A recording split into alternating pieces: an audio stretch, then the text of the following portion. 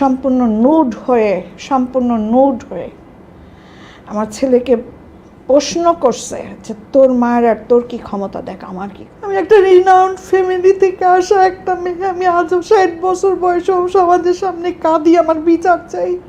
সেই মেয়েটা প্রেগনেন্ট হইলো আমার ঘরের মধ্যে, হ্যাঁ, এবং নিখোঁজ হয়ে গেল। আল্লাহ সাক্ষী আছে, আমি তাহাজ্জুদের নামাজ পড়ি, আমি কাবা শরীফে প্রত্যেক বছর 3 বার করে ইফতারি দেই। আমার জবান মিথ্যা হইলে আমি কাফের হয়ে যাব, আমি জানি। আপনার চোখের সামনে আপনার হাজবেন্ড দিনের পর দিন অবৈধ শারীরিক সম্পর্ক করতেছে, আপনার ঘরের কাজের মেয়ে প্রেগনেন্ট হচ্ছে, আপনার বোন তার দ্বারা শারীরিক লাঞ্ছনার শিকার হচ্ছে, তারপরেও শুধু তাই না। বিসমিল্লাহির রহমানির রহিম। আসসালামু আলাইকুম। বেশি কিছু আশা করা ভুলে এই অনুষ্ঠানটা যতবার আমি বসি ততবার আমার ভেতরটা ডুকরে ডুকরে কেঁদে ওঠে। আজকের পর্বটাও ঠিক এরকমই। নিজের আপন বোনকে সম্ভ্রম হানি হতে দেখা মানুষটাই আজকে আমাদের সামনে বসে আছে। তার না বলা কথাগুলো আপনি শুনতে চলেছেন। আসসালামু আলাইকুম আপা, আপনি আমার অনেক বড়, এবং আপনার দুঃখটা সম্ভবত হিমালয়ের চেয়ে বেশি বড়, প্রশান্ত মহাসাগরের চেয়ে বেশি বড়। আপনি অফেয়ারে যতক্ষণ আমার সাথে কথা বলতেছিলেন, আমি ততক্ষণ প্রত্যেকটা শব্দ শুনে বারে বারে রিয়্যাক্ট করছিলাম যে এটা কেমন করে সম্ভব। আপনি বলছিলেন আপনার আপন বোনকে, আমার আপন বোন আমার ঘরে একটা, আমার ছেলের সামনে, আমার বাচ্চার সামনে একটা 11 বছরের মেয়ে রেপ হয়েছে, আমি সেও বিচার পাইনি।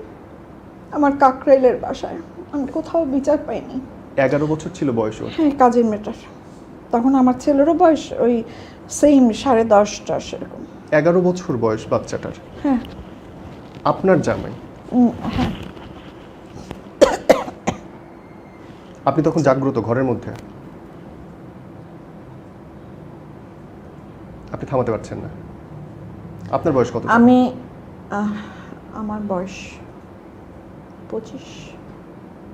আপনি কি এত অসহায় ছিলেন যে ওই পশুটাকে আপনি লাথিও মারতে পারতেছিলেন না? না, আমার ছেলে খুব সুন্দর একটা কথা বলে যে মা একদিন, মানে আমার ছেলে বলে ওর কথা বলে যে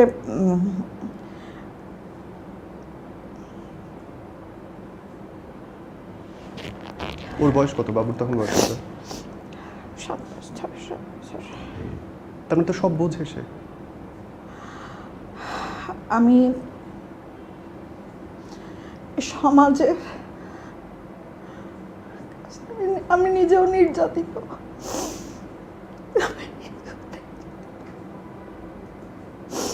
আমি একটা রিনাউন্ড ফ্যামিলি থেকে আসা একটা মেয়ে, আমি আজও 60 বছর বয়সে সমাজের সামনে কাঁদি, আমার বিচার চাই, আমার জীবনের হক চাই।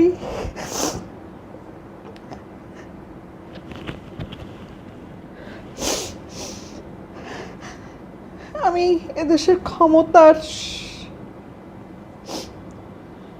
বড়াই দেখছি। আমি যখন বিচারের জন্য গেলাম, আমার বাচ্চাকে পর্যন্ত বলা হয়েছে ক্যামেরা ট্রায়ালে, তোমার মাকে বললো অমুককে বিয়ে করতে, সমস্ত সমস্যার সমাধান হয়ে যাবে, অমুকের বাচ্চা হয়ে দাও, সমস্ত সমস্যার সমাধান হয়ে যাবে।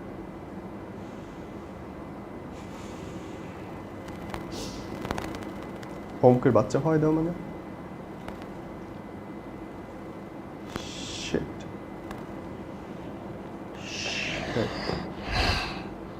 আমার প্রশ্ন ছিল, আমি কি প্রোডাকশন ম্যানেজার? ও মাই গড। আমার জীবনটা কি এতই তুচ্ছের? ও মাই গড, এটা একটা মানুষ আরেকটা মানুষকে বলে কেমন করে?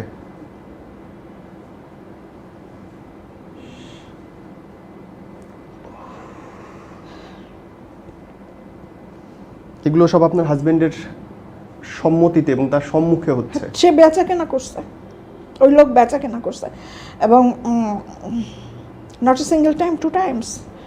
আমার সন্তানের সামনে, আমার সন্তানের 3.5 বছর বয়সের সময় একবার ইস্কাটনের বাসায়, নিউ ইস্কাটনে, আর একবার কাকরাইল জেলে, আমার বাচ্চা তখন 7 বছর, 6.5-7 বছর, সম্পূর্ণ নুড হয়ে আমার ছেলেকে প্রশ্ন করছে যে তোর মায়ের আর তোর কি ক্ষমতা, দেখ আমার কি ক্ষমতা।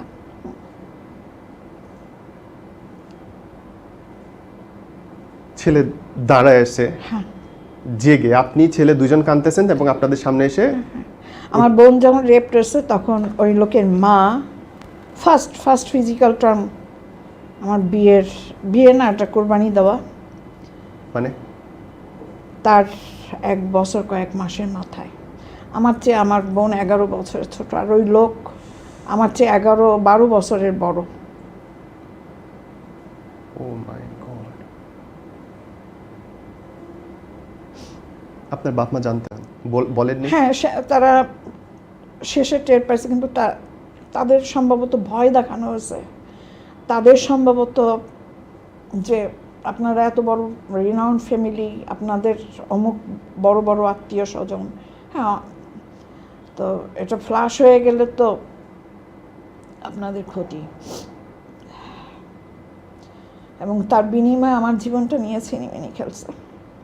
জাস্ট এক কাপড়ে আমাকে রাস্তায় নামাই দেওয়া হলো, আমার সন্তান সহ। মানে ঘর থেকে বের করে দিল? না, তাই না? না, দেশের বড়, কি বলবো, এরা কি সমাজতান্ত্রিক, এরা ক্ষমতাবান, তাদের ক্ষমতার জোরে মিথ্যা মিথ্যা মিথ্যা কেস দিয়ে যে অমুক কেসটা করো, অমুকটা করো, ওইটা করো, ওইটা করো, তাহলে এই হবে, ওই হবে, সেই হবে। তো রাস্তায় রাস্তায় আমাকে ঘুরাইলো। এক পর্যায়ে আমার কাছে কাগজটা আছে, আমি নিয়ে আসছি আমার কিছু প্রমাণ, সব প্রমাণ না, কিছু প্রমাণ। হ্যাঁ। বাংলাদেশ জাতীয় মহিলা আইন পরিষদে গেলাম। তো আমি কি লয়ারের নাম বলবো? তার কাগজ, তার তো নাম লেখা আছে কাগজে। থাক, নামগুলো হ্যাঁ। আইডি থাক। তো একজন বলল, খুব ধমক দিয়ে বলল যে এসব ভনিতা নিয়ে এখানে আইসো না, চলে যাও। আমি আবার কয়েক মাস পর আবার গেলাম, তখন অ্যানাদার লেডি বললো আমি কেসটা নেব। ঠিক আছে, আমি নেব। তো আসলে তো এরা সব হাত করা। তো নেওয়ার এই সেই সব কাগজই আছে আমার কাছে, আল্লাহ রহমতে। এই সেই ওই পারভার্টার যে এতগুলা রেপ, ইভেন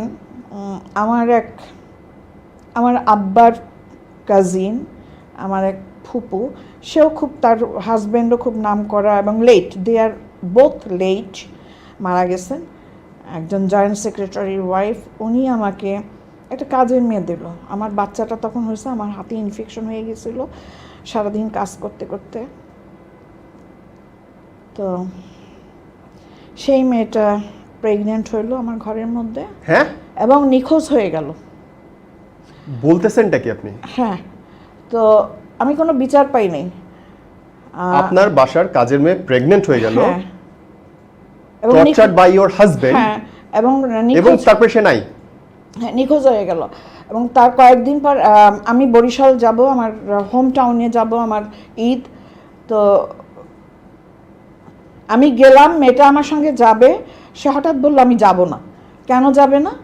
আমি দেশে যাব। আচ্ছা ঠিক আছে, আমি ওই গাড়িতে ওঠার মুহূর্তে ওকে নামায় দিয়ে গেলাম। তো এটা ওই লোক সালাউদ্দিন, ওই লোকের নাম সালাউদ্দিন আহমেদ বিটু, ওর মায়ের নাম এনে আউলিয়া। সে যেই কোম্পানিতে, যে ওষুধের কোম্পানিতে চাকরি করত, তারা সব জানে, এবং তারাই নিখোঁজ। আমি বরিশাল থেকে ঈদ করে আসলাম, তার 2-3 দিন পর মেয়েটার ভাইয়ের বউ, না হ্যাঁ ভাইয়ের বউ আসলো, এসে আমার খুব আরও একটা তার রিলেটিভ 2-3 জন এসে যে 3 লাখ, একদম স্ট্রেট বললো 3 লাখ টাকা দেন, আমার ননদ নিখোঁজ, আপনি কোন গুম করে ফেলছেন। আমি গুম করছি।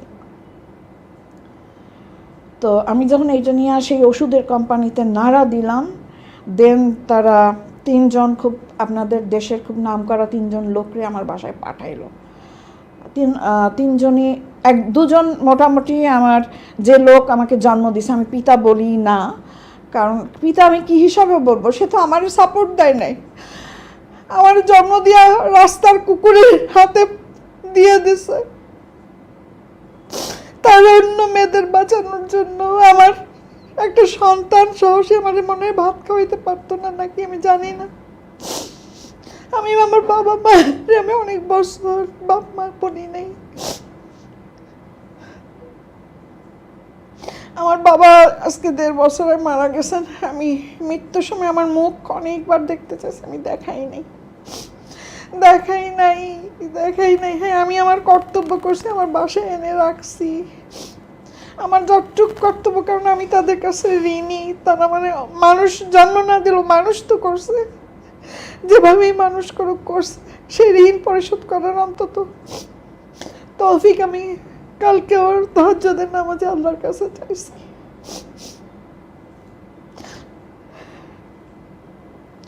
গেল আপনাদের রিনাউন্ড 3 পার্সন, আমি নাম বলতে চাই না, স্কার্টনের বাসায় গেল। তারা বুঝবে আমার, যদি এটা তারা দেখে বা তাদের চেনা জানা কেউ নিশ্চয়ই দেখবে যে কে কে গিয়েছিলেন। তো হাসতে হাসতে তো একজন, তার মধ্যে 2জন প্রথমে আমাকে চেনে না, একজন তো চেনেই, তার সম্পর্কে মানে আমার ফাদারের নাম সালাউদ্দিন আহমেদ মজুমদার। তো সে যদি তার মামা হয় তো নিশ্চয়ই সে তো চিনছে, সে তো জানি, সে তো ওই ওষুধ কোম্পানিরই লিগাল অ্যাডভাইজার ছিল। তো সে হাসতেছে, তখন অন্য 2জন চিনে বলছে, সেলিম মামার মেয়ে নাও? বলছে হ্যাঁ। তার কয়েকদিন পর আবার সেই মানে তারপর তারা কি কথা টথা বইলা চলে গেল। আমি বললাম সব, যে এরকম আমাকে থ্রেট দিতেছে, 3 লাখ টাকা চাচ্ছে, ওই মেয়ে নাই, তো তো প্রেগনেন্ট, আমিও জানি, 3 মাসে প্রেগনেন্ট ছিল। তো then how you taller man?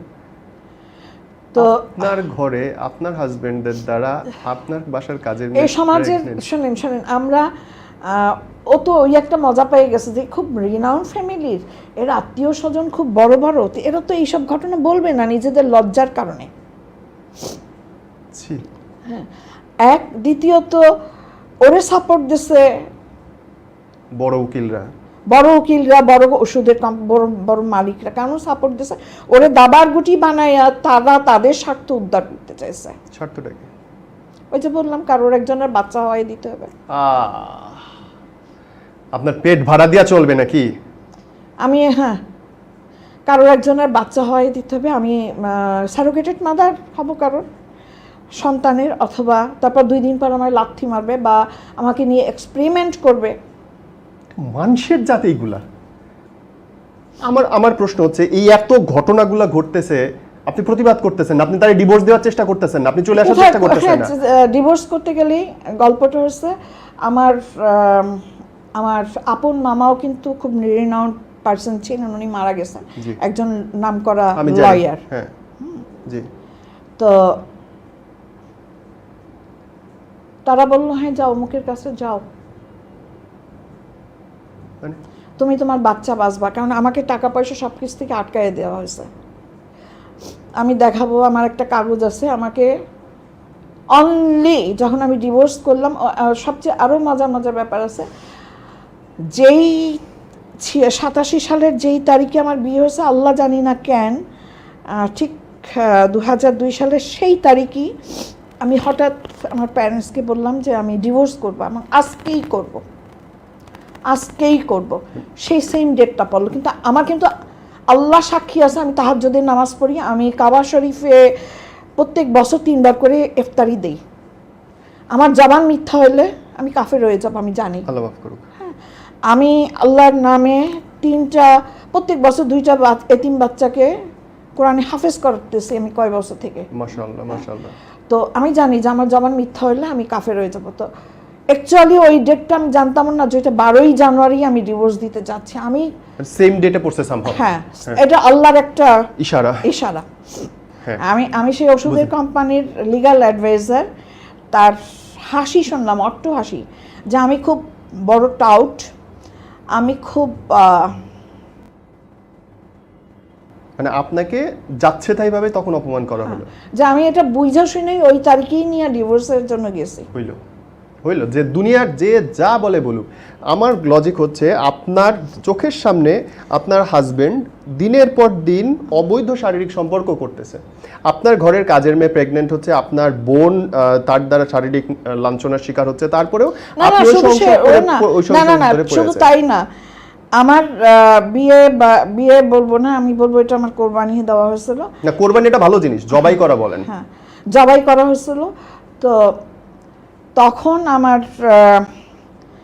মা, আমার দাদি আমার সঙ্গে আমাকে যে আয়া পালছে, আমাকে যে ন্যানি পালছে, আমার দিদি বাসায় ওর ছেলে, ছোট একটা ছেলেকে 11-12 বছরের ছেলেকে দেওয়া হয়েছিল, হ্যাঁ, আমার সঙ্গে। তো ওকে এমনভাবে শিক্ষা দেওয়া হয়েছে যে আমি আমার বেডরুমে কাপড় চেঞ্জ করতেছি, দরজার ফাঁক দিয়ে যেন তাকায় থাকে। কেন?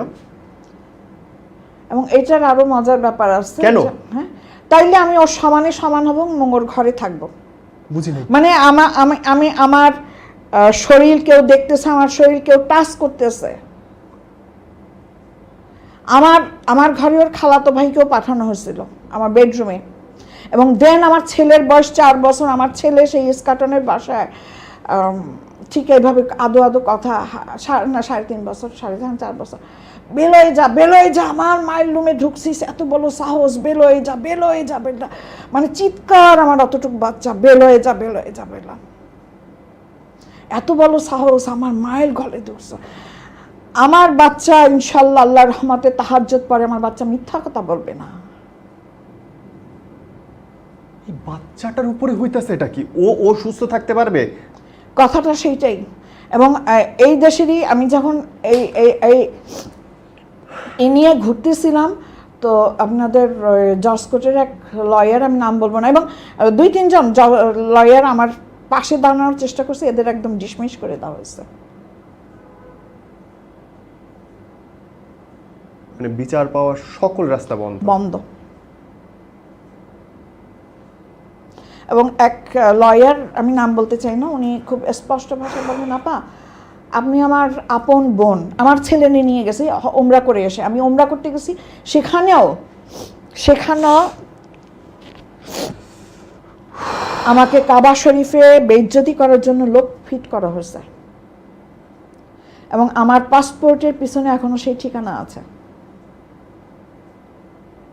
ওইখানকার যে কি বলে মতো আল্লাহ নাকি, ওইখানে যে এরা থাকে, তাদের আমার আল্লাহ সাক্ষী আছে, আমি মিথ্যা বললে আমার জবান থেকে যেন আল্লাহর প্রত্যেকটা নাম উঠা যায়। আমি মিথ্যা বললে আমার যেন, আমি যে দুরূদ শরীফ নবীজির উপরে পড়ি, সেটা যেন না পৌঁছায়। আল্লাহ মাফ করুক। আপনি মিথ্যা কথা বলতেছেন না, সেটা তো আমি শতভাগ নিশ্চিত। আপনার চোখের জল সেটা বলে, মানুষের চোখ মিথ্যা বলে না। এবং আমি আপনার পরিচয়টা দিতে চাই না পুরোপুরি, কিন্তু এইটুকু সবাইকে বলতে চাই, বাংলাদেশের সেরা 12টা পরিবারের একজন সে, যার কথা আপনারা শুনতেছেন, এবং যেই মানুষটা আজকে 60 বছর ধরে বিচার পাচ্ছে না। 40 বছর, আমার 60 বয়স 60 ইয়ার্স নাও রানিং। দোয়া করি। এবং এট এ পর্যায়ে আমার অ্যাকচুয়ালি আমার ক্লাস 2-3 থেকে বা তার আগ থেকে আমি, আমার এখনো খেয়াল আছে, আল্লাহ ভালো বলতে পারবেন, আল্লাহ সাক্ষী আছেন, আমি যখন জাস্ট সরিয়া শিখছি, আকারিকা শিখি নাই, সেই সময় আমার ফার্স্ট গল্পের বই ছিল অবনীন্দ্রনাথ ঠাকুরের ক্ষীরের পুতুল। ওই সময় থেকে আমি গল্পের বই এবং আমার কালেকশন, শুধু গল্পের বই না, আমি নানা রকম বই পড়ি। আমার স্টিল আমার বই না পড়লে ঘুম হয় না। তো আমার দেশ ম্যাগাজিনের কালেকশন ছিল, আমার রিডার ডাইজেস্টের কালেকশন ছিল, এখনও আমার বাসায় গেলে দেখবেন যে আফটার দেন কিছু কালেকশন আছে। তো আমার প্রচুর বইয়ের কালেকশন ছিল, শুধু বাংলা না, শুধু হুমায়ুন, আমি সুনীল গঙ্গোপাধ্যায়, সমরেশ মজুমদার, ভ্যান গগ, মানে আমি খুব আর্টের উপরে আমার খুব একটা আগ্রহ ছিল। তো 10 থেকে 15 লাখ টাকার বই আমার লুটপাট করানো। বই লুটপাট করা হয়েছে? হ্যাঁ, সমস্ত বই আমাকে বললাম না, এক কাপড়ে নামাইয়ে দেওয়া হয়েছে কাকরাইলের বাসা থেকে আমার বই। আমি 26টা, আমি ক্লাস 4 থেকে 26টা রেডিও সেন্টারের সঙ্গে আমার পেইন ফ্রেন্ডশিপ ছিল। ওখান থেকে আমি বিভিন্ন রকমের গিফট আসতো, সব কিছু রেডিও ভেরিতাসের এক সময় জার্নালিস্ট ছিলেন অমিতাভ বসু এবং শিশির বসু, দুই ভাই। ওনাদের খুব সুন্দর সুন্দর চিঠি ছিল আমাকে লেখা। আমি প্রশ্ন করতাম, শিশির দা এইটা কি, শিশির দা ওইটা কি। তার মধ্যে একটা প্রশ্ন ছিল, আমি একবার করেছিলাম, তখন মানে আমি 9-10 পড়ি, যে শিশির দা সুখ আর শান্তি এটার মধ্যে ডিফারেন্সটা কি। তো উনি আমাকে একটা খুব সুন্দর চিঠি লিখছিল। সুখটা হলো যে তুমি, তোমার মাটির ঘর আছে, তুমি দালান চাচ্ছ, তোমার দালান হচ্ছে তুমি রাজপ্রাসাদ চাচ্ছ। আর শান্তিটা স্বচ্ছ কাচের মতো, খুব সুন্দর। এই চিঠিগুলো লুটপাট করানো হলো। আপনি এখন কেমন আছেন? আলহামদুলিল্লাহ ভালো আছে, কিন্তু আমার ওই বইগুলোর জন্য আমার কলজার মধ্যে আগুন জ্বলে। ওরা তো আমার সন্তান ছিল, আমার আর একটা সন্তান ছিল আমার বইগুলো। আমি একসময় খুব বনসাই করতাম। I am also bonsai artist. আমার প্রচুর গাছ ছিল, খুব রেয়ার কালেকশন ছিল। কোনো কিছুই নাই এখন? সব লুট করানো হলো। আপাত আমি আমি আমি বিশ্বাস করি আপনি বিচার পাবেন। বিচার পেতে আপনি বাধ্য। আমি আল্লাহ পাক কোনোদিন ক্ষমা আমার করেন না ছেলে, আমি কোনো মানে অপরাধের। এই বছর দুয়েক আগেও আমার গাড়ির, আমি রিসেন্ট একটা নতুন বাসায় আসছি, কারণ ওই বাসা আমাকে খুব, আগের বাসাটা 8 বছর ওইখানে আমাকে খুব টর্চার করা হতো। ওইখানকার ওনারদের, ওইখানকার লোকজন সব হাত করে লাস্ট মোমেন্টে আমার গাড়ি কাটাইয়া দিল। আমার ছেলে খুব সুন্দর কিছু কথা বলে যে 50টাও কি জিডি এন্ট্রি হয় নাই, কোথাও তো বিচার পাইনি, বরং পুলিশরা তোমাকে নিয়ে তাদের বেডরুম পর্যন্ত তোমাকে অফার করে, মানে অমুক জায়গায় মানে উপরে যান, ওইখানে আপনার লেটারটা টাইপ করা হবে। তা আমার ছেলে খুব বিরক্ত নিয়ে আমাকে নিয়ে গেল, দেখি ওটা ওদের বেডরুম। মানে কোন পর্যায়ে আমাকে নামানো হয়েছে, কোন পর্যায়ে আমাকে নিয়ে যাওয়া হয়েছে।